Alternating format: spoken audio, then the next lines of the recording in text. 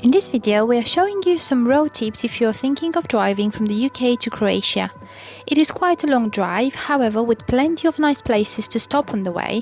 This time, our summer destination was Krk Island in Croatia.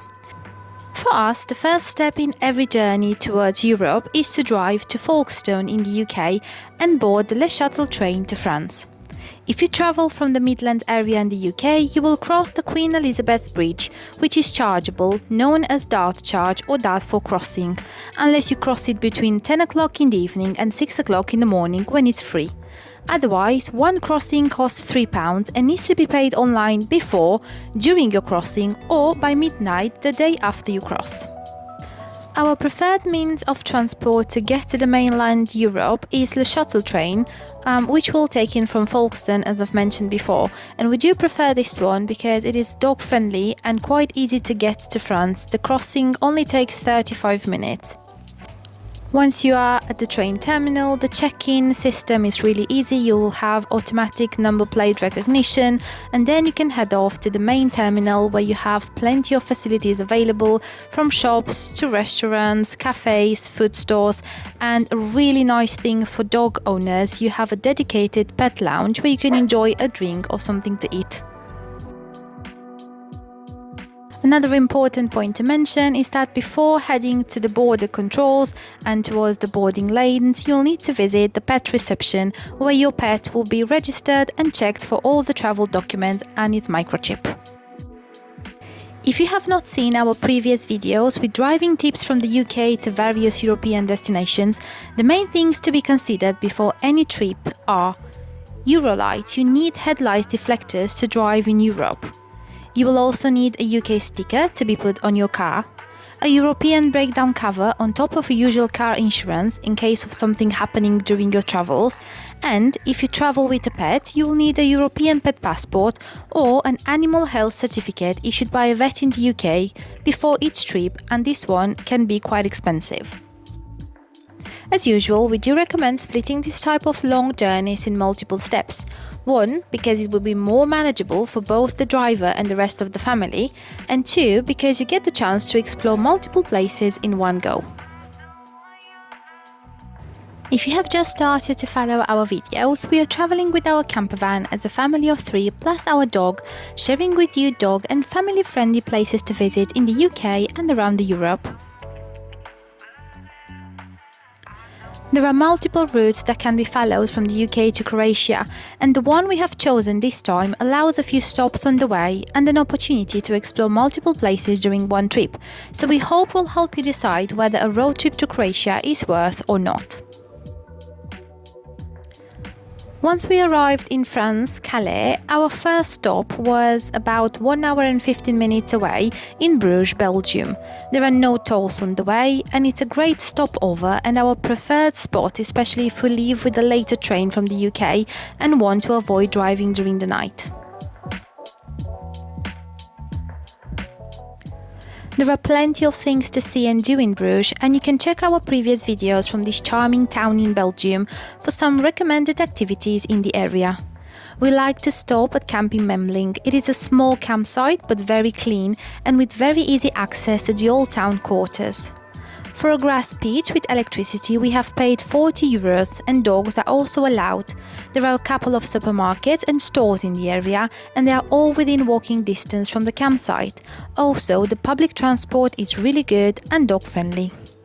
From Bruges, Belgium, we continued our journey and stopped in Germany for the night. We always stop in Baden-Württemberg area, which is close to Stuttgart. To get to this area of Germany from Bruges, you can choose various routes depending on your preference and traffic status at the time of traveling. One of the routes is from Bruges. You follow the road towards Brussels in Belgium and then Luxembourg, then follow signs for Strasbourg in France, and then towards the Baden-Württemberg area. This road has tolls applicable on the France motorway, and the total journey is about 663 kilometers and will take you about 8 hours traffic dependent. An alternative option for this route is following the same route from Bruges towards Brussels and then Luxembourg, and then follow signs towards Karlsruhe in Germany. And if you do this, you will pay no tolls because driving through France is avoided. If you prefer, you can even drive from Belgium towards Netherlands and then entering Germany through another point. And again, it will depend on traffic and your preferences. So if you want to stop in Netherlands, then we do recommend driving from Bruges towards Antwerp and then Koblenz, Heilbronn and then back to Stuttgart in Germany. This time we prefer to go through the first route proposed, so we've drove from Belgium and went via Strasbourg in France with the tolls on the way. You have to pay tolls on A4 motorway, and we've paid on the first one €8.20 and on the second one €15.20. On our return journey, we went from Germany towards Calais straight away and paid all tolls on the France motorway rather than avoid some portions. And the overall cost was about €59. But we have chosen this option as traffic was much better and we were already late for our return train. Otherwise, we do not recommend it, as you can easily drive towards Luxembourg and Belgium and then avoid all or most of the tolls in France on your return journey too. Usually, the tolls route gives you about 1 or 2 hours advantage, but it's not always the case, and if you're not in rush, it's not really worth the money. The third step in our journey was driving from Thüringen in Baden-Württemberg, Germany, for another 500 kilometers towards Bad Gastein in Austria, and this was our next stop. The trip usually takes about 5 hours, however during the summer months it will get really busy, so prepare for about 7 hours of driving. Otherwise, we do advise you to drive during the night because the traffic will be much better. There are no tolls on the way, however for Austria you must buy a vignette which can be purchased either online from one of the official websites or at pretty much any gas station in the country. As long as you purchase it on the entry day, it is still fine to buy it on the spot. Online you have the option to purchase the vignette in advance. For example, for cars up to 3.5 tons, a 10-day vignette costs €11.50 as of July 2024. The Bad Gastein area, it is a good stopover on the way to Croatia. It is pretty much halfway through from Germany to Croatia, and it is in a beautiful area of Austria near Salzburg and offers great views. We chose Kurcamping Erlengrund, which we have visited before, and this time we have decided to stay a day extra so we can visit the area a bit further. Check out our Bad Gastein video to see some great attractions in the area, including the famous and breathtaking suspension bridge situated at over 2,000 meters altitude. The last part of our journey was from Kurcamping in Austria towards Krk Island in Croatia. From the campsite, you need to follow Road 167 and then signs for 311 and following then signs for A10 motorway towards Villach.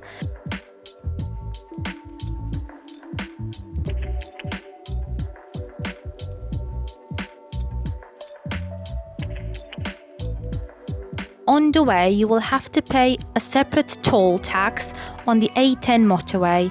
It was €13.50. Then you will enter multiple tunnels and follow A10 until you see signs for Slovenia and A11 motorway. Continue to drive on A11 motorway and then follow signs towards Caravans tunnel, where you will need to pay another separate toll. For our camper van, the tunnel crossing was €8.20. This motorway tunnel is the border crossing between Austria and Slovenia. However, being part of Schengen area, there are no border controls as such.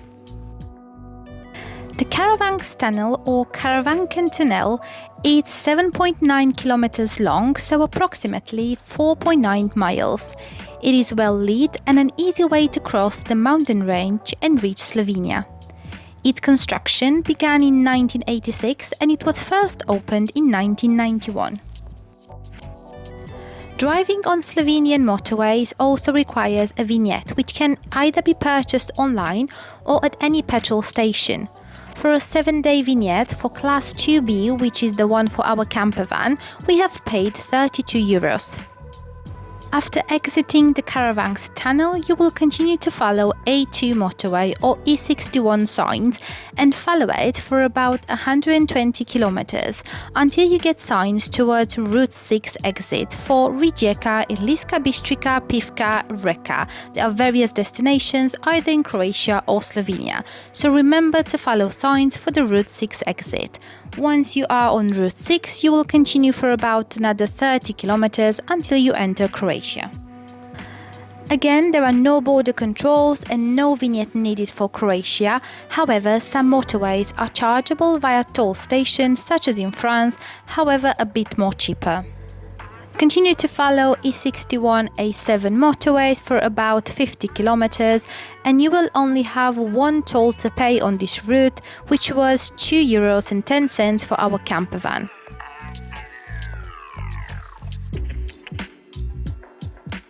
We love exploring new places, and because it's very important to travel as a family, we are always trying to find new family and dog-friendly places to visit, either local to the UK or around Europe. If you have not already done so, please click the subscribe button. It is completely free and encourages us a lot in continuing sharing with you new places to visit, experiences, travel ideas and costs involved.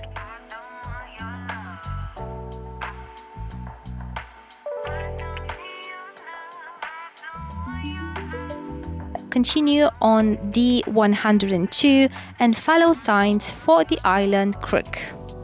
To reach the small island, you will cross a beautiful bridge offering breathtaking views of the island and the sea. The crossing is free of charge and it can get very busy during the summer periods, so we do recommend avoiding Fridays and Saturdays towards Krk Island, and also try to avoid Sundays on the way back as traffic is getting worse. The island is very popular with Croatian people too, making it a perfect destination for a weekend getaway, hence getting much busier during weekends. After crossing the bridge, you need to continue on D102 towards Ničvice and follow signs for Amines Atea camping resort, where we've decided to stop during this holiday. The campsite has an easy access from the main road and you will need to park at reception and follow check-in procedures. This camping is a good choice for pet owners and families with children too, and we'll show you some of its pros and cons in our next video. So stay close if you want to explore with us this camping resort on Krk Island in Croatia and see if it was worth the money and if it's a good holiday destination. We hope the information shared by us will help you decide if a road trip to Croatia is worth it or not. We like exploring new places and we do prefer driving to other means of transport, not only because that means our dog can join us in all of our adventures, but also because we have a small house on wheels and help us save money on our trips and gives us the chance to move from one place to another much easier. See you on our next adventures!